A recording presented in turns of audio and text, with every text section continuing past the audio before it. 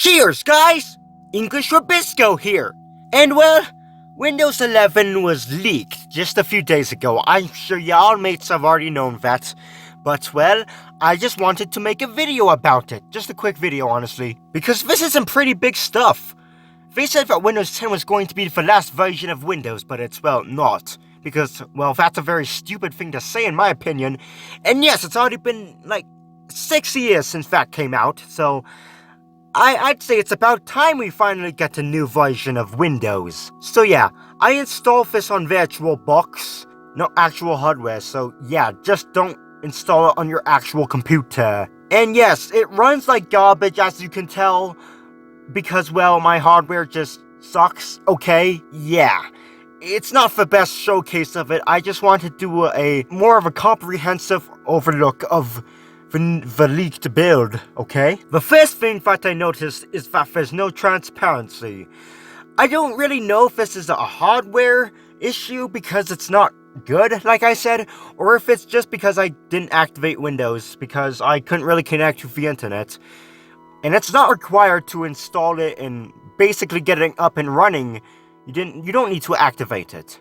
But obviously, the big major change here is that the stop button and the programs icon are now centered in the taskbar, like, well, Mac OS. But y'all know there's an option to change it back to being at the left side of the taskbar, which is pretty good. But, well, obviously, you do have to activate Windows first. There are also a lot of new wallpapers that are included, and I think they're pretty cool, actually. I can show, here's the wallpapers. I know, they're pretty nice, aren't they? Yeah, they sure are.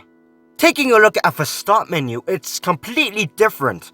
You can see the rounded corners at the edges of the start menu, and there are new icons for the applications, and the live tiles are now gone, which, well, it is what it is.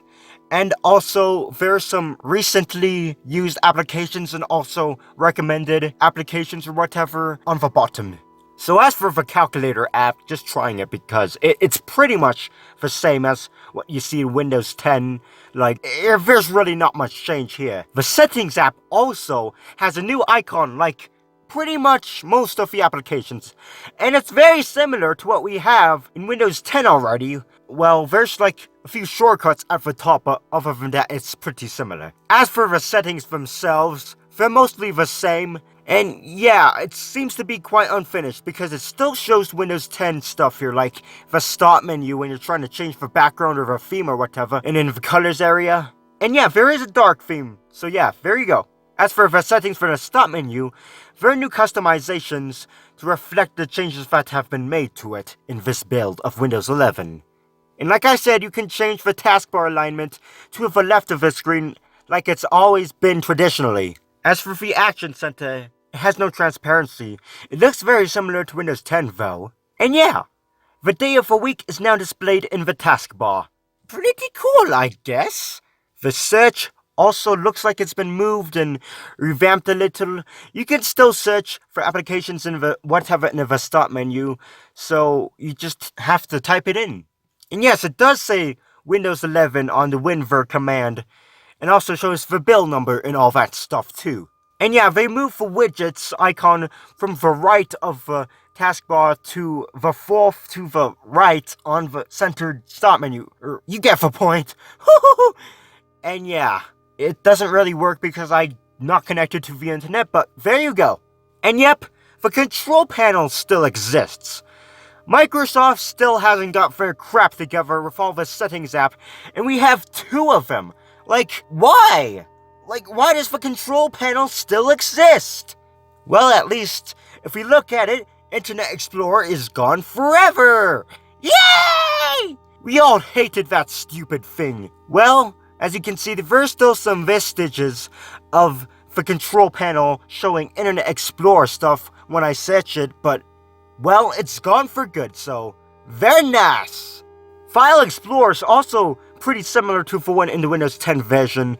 Just mostly it has new icons and all that stuff, and also the scroll bar is rounded and it looks pretty different. Snipping Sketches, the new name for the snipping tool, which that also seems to exist for some reason as well at the same time. But yeah, I'm starting to notice that everything, like all the buttons and everything are rounded here. And it does look like the application itself has gotten a visual overhaul. Looking at File Explorer, it seems that there's more room in between the files and details and stuff. Previously, they were closer together. The properties seem to be the same, from what I can tell. And the photo apps is pretty similar. Pretty much identical to the one we already have, except, well, you can see the rounded buttons. And yeah, new folder icons and all that stuff. And recycle bin is pretty much identical. And yeah, rounded buttons are like everywhere. They're just totally everywhere. And yes, Microsoft Paint is still here. It's gotten a new icon as well. But otherwise, well, it's pretty much the same that it has been since Windows 7. Like, what the freak? The build files also have a last modified date of May 30th, 2021, so it's fairly recent. And yeah, I said that the scroll bar was pretty different, it's all rounded and everything. And yeah, there's only Microsoft Edge here now, and it doesn't really look too different. But the tabs do seem to be rounded off, which is pretty much the theme at this point. And yeah, I can tell they really want you to make a Microsoft account. And here's a welcome for Windows 11, which doesn't really seem to work without the internet, from what I can tell. So yeah, I think it's stuck. And I don't really have a lot of applications I could try on here because, well, I don't want this thing to crash, but I found this old program of Eric Cartman singing Kyle's mom is a female canine. You know, if I said the actual word, YouTube would absolutely murder my channel, so I'm not, okay? Anyway, yeah, this is from 1998, apparently, and it seems to run just fine. And I'm surprised that it still works on here, actually. And yeah, Windows Media Player seems to still be a thing, somehow, which is good, I'd say, because I don't really care for Groove Music. But in case you want to use Groove Music, it's there, of course, and it's set as the default music player. Okay, I guess it's not that bad. Well, obviously, it's running like complete garbage because my hardware is crap, like I've been saying, but there you go! Also, I'm going to play a video, and yeah, it seems to play fine if it weren't for, well, for hardware, but yeah, there you go. And turning off a computer is pretty standard, too.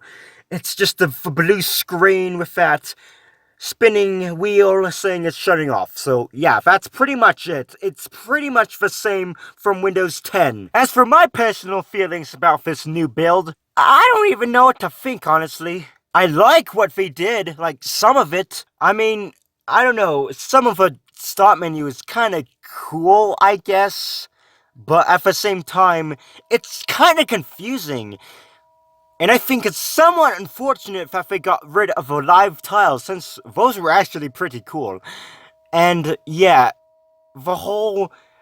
Yeah, you can pin apps too, but the whole, like, recommended apps and recently used, I'm not really a big fan of that, honestly. The fact that it wants you to make a Microsoft account, and yeah, I'll show you a screenshot from the setup. It's really wanting your data, especially for advertising, which I think is pretty sketchy, I'm not gonna lie at all.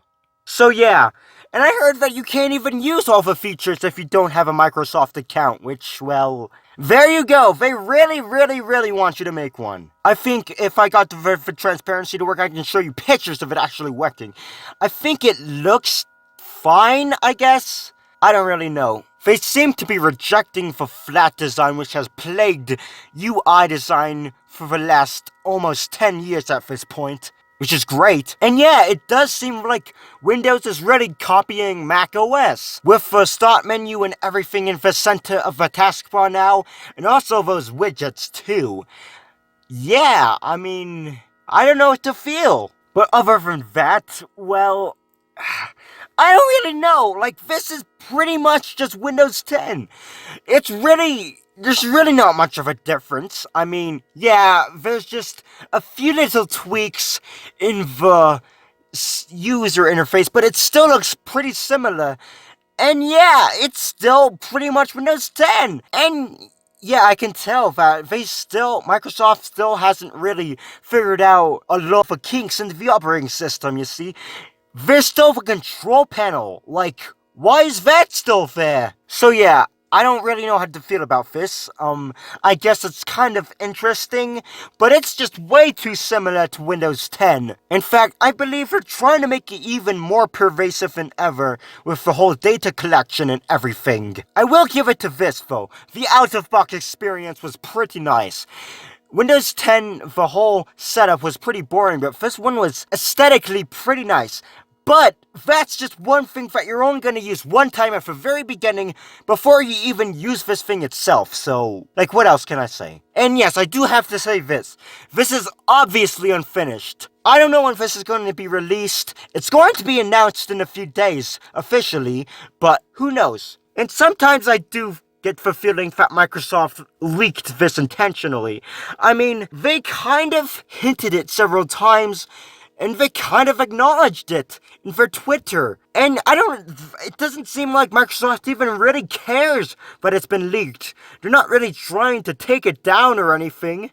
So, yeah, I don't really know what to think there, but that's some interesting behavior for sure. Anyway, that's Windows 11 for you. It's something, alright. I don't even know what to say.